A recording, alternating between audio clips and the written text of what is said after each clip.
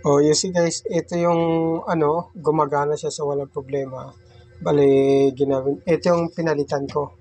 So, ito yung binili ko. Okay siya, walang problema. Ayan yung balot, oh.